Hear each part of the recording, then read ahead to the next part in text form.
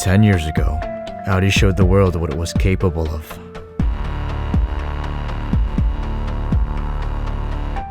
They redefined the concept of what a supercar could be.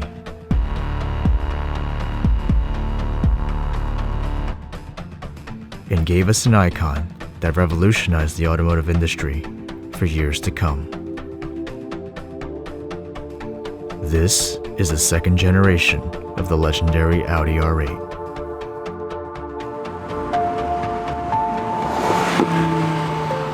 In 2017, they completely redesigned the R8, inside and out. Even though it looks similar, it's a completely different car. The steering wheel, cabin controls, and the virtual cockpit, they make it all feel like you're driving in the future. But this power plant behind you is a different story.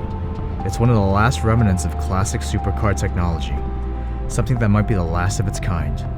A high-revving, naturally aspirated V10 that makes 532 horsepower and 398 pounds of torque. You can also go for the Plus version that gives you better gearing, a cool little spoiler, and 602 horsepower.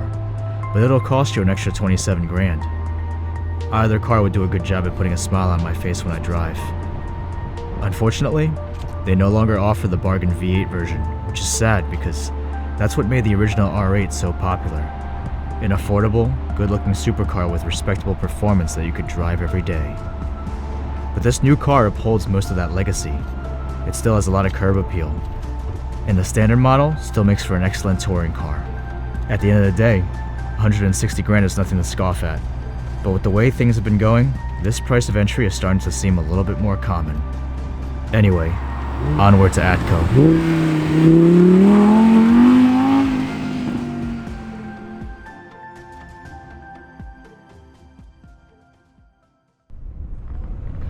So the internet already tells us about the quarter-mile times. But I'm curious what this Huracan on a budget can do in the 40 to 100 and 60 to 130 tests. Today, I also have an ECU tune from VF Engineering, so we'll run both setups, get a bone stock time as well as a tune time for a back-to-back comparison. So, about 10 years ago, I almost bought an R8, but I got this screaming deal on a Gallardo and that was a no-brainer for me. Plus, I raced the shit out of that car. Anyways, I've always been curious about these things and what I missed out on, but I could never bring myself to buy an R8 because the interior was just too similar to my Lambo. And even the V10 version, that seemed like a downgrade in the performance department. But a lot has changed. Audi's R8 no longer wants to live in the shadow of Lamborghini.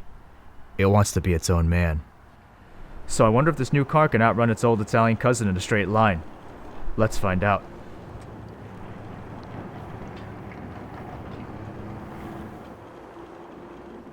And while we have a moment, let's chat about this interior. It reminds me a lot of the TTRS I drove, but with more masculinity. Very driver-centric, and all these controls are nice. The seats are also well bolstered, and feel great for holding you in while you drive fast. But as always with Audi, the paddles are the biggest disappointment. Let's give this a go now.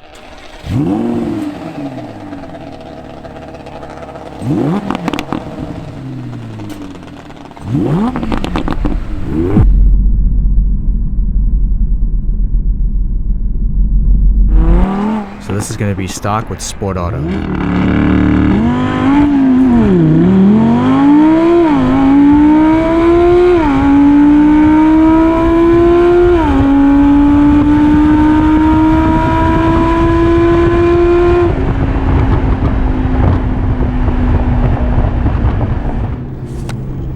Now, let's toss on that VF tune and see what it does.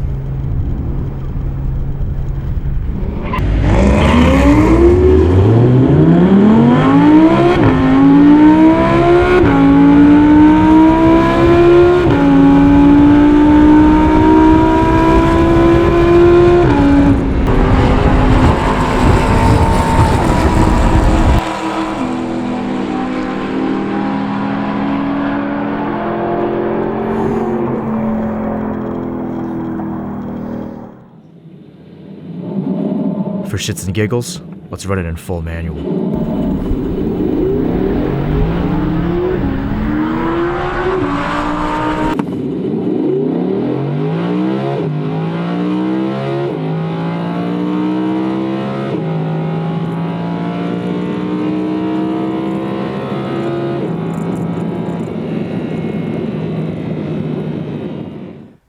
So as we expected, Sport Auto gave us the fastest results.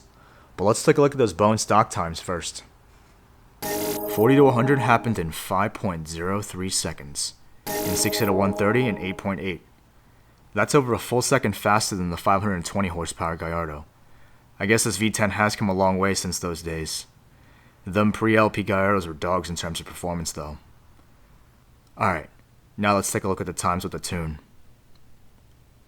40 to 100 in 4.94, and 60 to 130 in 8 seconds flat.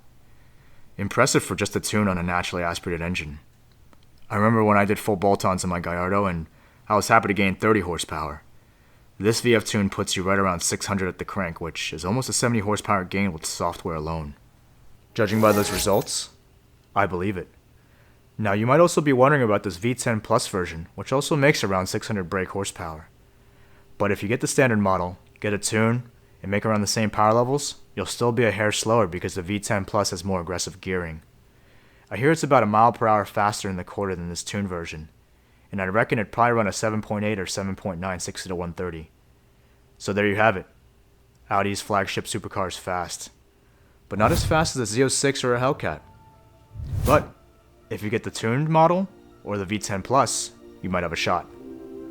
Thanks for watching.